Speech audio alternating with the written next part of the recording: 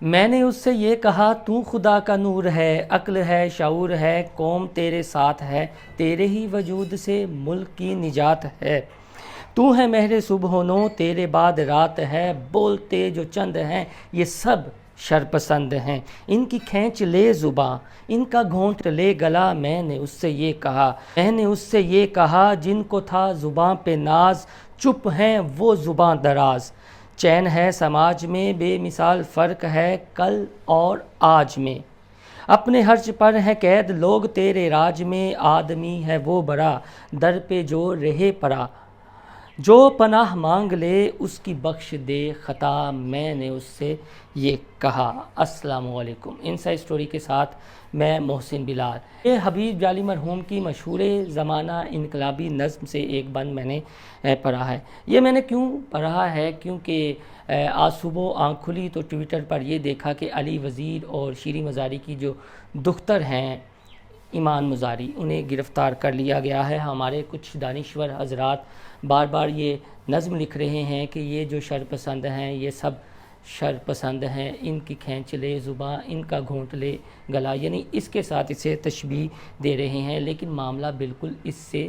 مختلف ہے۔ آپ نے عمران خان کی حکومت میں ایک پنجابی کا سانگ سنا ہوگا کہ پھڑے جائیں گے سب پھڑے جائیں گے، یعنی کہ سب پکڑے جائیں گے، اور وہ پکڑے جائیں گے جو ریاست مخالف بیانیہ رکھتے ہیں، ریاست کو آنکھیں دکھاتے ہیں اور پوری دنیا میں اپنے مفادات کے لیے، اپنے ویسٹرن انٹرسٹ کے لیے آئے روز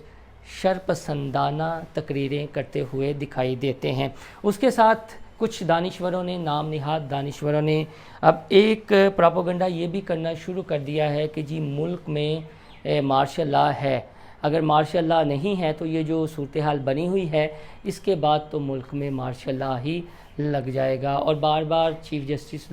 supreme court justice Umar Ata Bandial کو مخاطب کرتے ہوئے کہہ رہے ہیں کہ وہ کئی معاملات میں نوٹس لیں۔ ان دانشوروں میں ایک نام نہاد دانشور،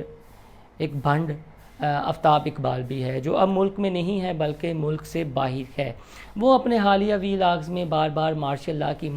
کی بات کرتے ہیں اور 80 اور 90 کی دہائی کی بات کرتے ہیں، لیکن ان کی منافقت اس بات سے عیاں ہے کہ انہیں ضیاء کا مارشل لاء تو برا لگتا ہے،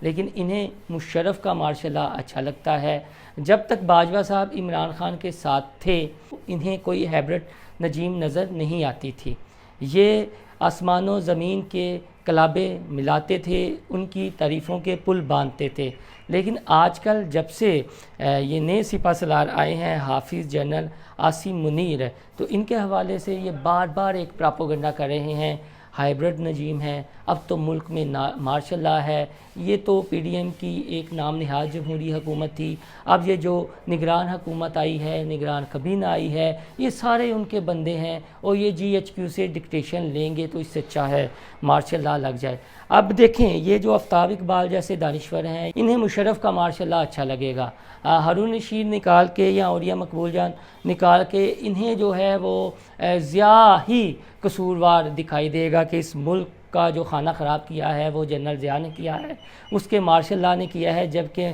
مشرف تو ایک ماڈرن آرمی چیف تھا، انلائٹر ماڈریشن کی بات کرتا تھا، تو اس طرح کا نظام ہونا چاہیے۔ اور پھر انہوں نے دیداور پایا عمران خان کو، اور تب جنرل باجوہ اور عمران خان اور جنرل فیض یہ سارے ایک پیج میں تھے، ادارہ فل سپورٹ کر رہا تھا، سپریم کورٹ بھی وارے نہارے کرتی تھی عمران خان پر یا ان کے جو ارد گرد مشیر تھے۔ اب مسئلہ یہ ہے کہ جب کوئی اس طرح کی باتیں کرتے ہیں تو تب یہ انہیں کہتے تھے کہ یہ شرپسند ہیں، ان کی زبان کھینچ لیجئے، ان کا گلا گھونٹ لیجئے، لیکن جب اپنے پہ بات آئی ہے تو اب بار بار انہیں یہ چیزیں یاد آ رہی ہیں کہ یہ تو ہائیبرڈ نظام ہے، اب یہ جی دیکھیں اوپر سے تو جمہوری نظام ہے لیکن اندر میں یہ مارشل لاء لگا ہوا ہے، یہ لوگوں کا گلا گھونٹ رہے ہیں۔ اب اسلام آباد میں جا کر وہاں پر افواج پاکستان کو دھمکیاں دینا اور بنگال کا حوالہ دینا، اور پھر بھی آپ یہ کہنا کہ یہ محب وطن ہیں، یہ شرپسندی نہیں پھیلاتے، تو مسئلہ یہ ہے قانون کے کٹہرے میں تو ہر کسی نے آنا ہے۔ یہ باتیں کرتے تھے، اگر کسی عام بندے کا بچہ اٹھا لیا جاتا تو یہی لوگ کہتے تھے جی کہ دیکھیں ایمان مزاری نے تو جنرل باجوہ کو فلاں فلاں کہا تھا جب اس کی والدہ کو گرفتار کیا گیا تھا، تو اسے تو بعد میں ضمانت میں رہا کر دیا۔ اب اگر ایمان مزاری یا علی وزیر کو گرفتار نہ کرتے تو یہ جو نام نہاد دانشور طبقہ ہے، انہوں نے یہ پراپوگنڈا کرنا تھا کہ دیکھیں وہ جو 9 مئی میں غریب غربا کے بچے پکڑے ہوئے ہیں انہیں بھی رہا کر دیا جائے، ان کا کیا قصور ہے۔ پھر حسان نیازی کی بات یہ کر دیتے ہیں کہ دیکھیں بچہ ہے لاؤبالی بند میں یہ کر گیا ہے، جو اس کے والد صاحب اور کچھ معزز دانشور یہ صورت کاری کرنے کی کوشش کر رہے تھے، لیکن ہماری اطلاعات کے مطابق انہیں چٹا نہ کر دیا گیا ہے، بالکل بھی انکار کر دیا گیا ہے کہ ایسا نہیں ہے اور یہ مسئلہ ہمارا نہیں ہے، یہ ادارے کی سینٹیٹی کا مسئلہ ہے، اور جس نے قانون ہاتھ میں لیا ہے، جس نے فوجی تنصیبات پر حملہ کیا ہے، ان کے خلاف گھیرا تنگ ضرور کیا جائے گا۔ تو دوستو آپ کو کہنے کا مقصد یا بتانے کا مقصد یہ ہے کہ ان کے پیچھے جو قوتیں ہیں وہ کیا کرتی ہیں، وہ قوتیں یہی کرتی ہیں کہ انہیں بہانہ ملے پھر یہ سوشل میڈیا پر آؤ دیکھتے ہیں نہ تاؤ دیکھتے ہیں، بس ون وے ٹریفک چلانا شروع کر دیتے ہیں، اور وہ ون وے ٹریفک اتنی خطرناک ہوتی ہے کہ ریاست کو بھی سوچنے پر مجبور کر دیتی ہے، اور سخت ایکشن لینے پر پھر ریاست جو ہے وہ مجبور ہو جاتی ہے۔ اب دنیا بھر میں دیکھ لیں، کیا کہیں ایسا ہوتا ہے کہ ان کے آپ کیپٹل میں جائیں اور اس طرح وہاں کے جو ادارے ہیں ان کے دھمکیاں دیں۔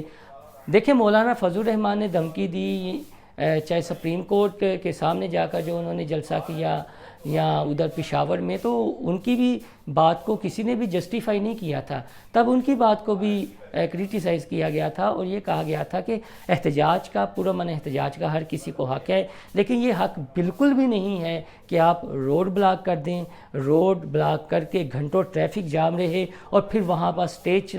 لگائیں یا کنٹینر پر آئیں اور ریاست مخالف نعرے بازی کرنا شروع کر دیں۔ جو احتجاج کا طریقہ ہے وہ احتجاج کا طریقہ پرامن بھی ہو سکتا ہے، اگر آپ کے کچھ تحفظات ہیں تو اسمبلی کا ایوان موجود تھا، تب تو یہ علی وزیر اور محسن داور وغیرہ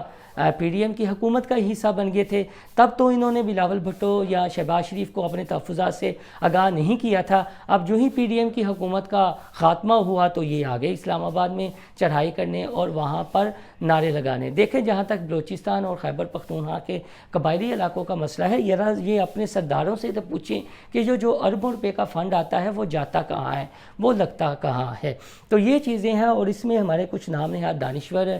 جو موقع کو غنیمت جانتے ہیں کہ انہیں موقع ملے کہ وہ شرپسندی شروع کریں، سوشل میڈیا پر طوفان بدتمیزی اٹھائیں، لیکن یہ کبھی کوئی کسی کو نہیں کہے گا کہ احتجاج کا ایک پرامن طریقہ کار ہوتا ہے۔ آپ وہ راستہ اپنائیں، جب نیلسن منڈیلا کی مثالیں دی جاتی ہیں تو پھر اس طرح کا کردار بھی اپنے اندر شو کریں۔ یہ تو نہیں ہے کہ آپ دھمکیوں پر اتر آئیں، آپ کے کچھ تحفظات ہیں وہ ٹیبل ٹاک کے ذریعے حل بھی ہو سکتے ہیں، لیکن اس کا مطلب یہ ہرگز نہیں ہے کہ آپ ریاست کی جڑوں کو کمزور کرنے کے لیے ہر اس بیانیے کی سپورٹ کریں، ہر اس بیانیوں کو وائرل کریں جو ریاست کے بالکل بھی حق میں نہیں ہے۔ اب یہ جو موجودہ سپہ سالار ہیں یا موجودہ جو ادارے کی ٹیم ہے، ان کے مزاج کو بھی آپ لوگ سمجھ لیں کہ اگر وہ سیاست میں اس طرح کھل کر سامنے نہیں آ رہے یا وہ کہتے ہیں کہ ہم غیر سیاسی ہیں، تو پھر انہیں کام کرنے دینا چاہیے۔ پھر بار بار یہ آفتاب اقبال جیسے دانشور کے ملک میں مارشل لا لگا دیں، مارشل لا کی صورتحال بنی ہوئی ہے، تو بھائی جان اگر آپ نے مارشل لا، آپ کے بھی تو نہارے مشرف کے مارشل لا میں نوارے نہارے ہوئے تھے، آپ نے بھی تو وہاں سے کمائی کی تھی،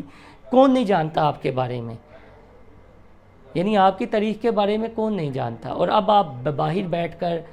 اس طرح کا پراپوگنڈا کرتے ہیں۔ وہ ڈاکٹر موہت پیرزادہ کو دیکھ لیں، آدھا راجہ کو دیکھ لیں، صابر شاکر کو دیکھ لیں، یہ سارے کون تھے؟ یہ وہی لوگ تھے کہ جب عمران اور باجوہ ایک پیج پر تھے تو یہ تب زمین و آسمان میں ان کی تعریفوں کے کلابے ملاتے تھے، اور جب ان کے اپنے انٹرسٹ کمزور ہونا شروع ہوئے تو پھر ریاست مخالف ہو گئے۔ یہ تو طریقہ کار درست نہیں ہے۔ اگر آپ نے جرنلزم بھی کرنی ہے، دانشوری بھی کرنی ہے، تو ایک انٹلیکچوئل ہیں، اس میں بددھیانتی تو نہ کریں، اپنی جرنلزم میں غیر جانبداری لائیں، جو غلط ہے اسے غلط کہیں، جو صحیح ہے اسے صحیح کہیں۔ اب آپ نے ریٹنگ کے لیے ایک جانبی ون وے ٹریفک کی ہوئی ہے کہ بس ٹھیک ہے، ہم نے ایک طرفی تنقید کا نشانہ بنانا ہے۔ اللہ حافظ۔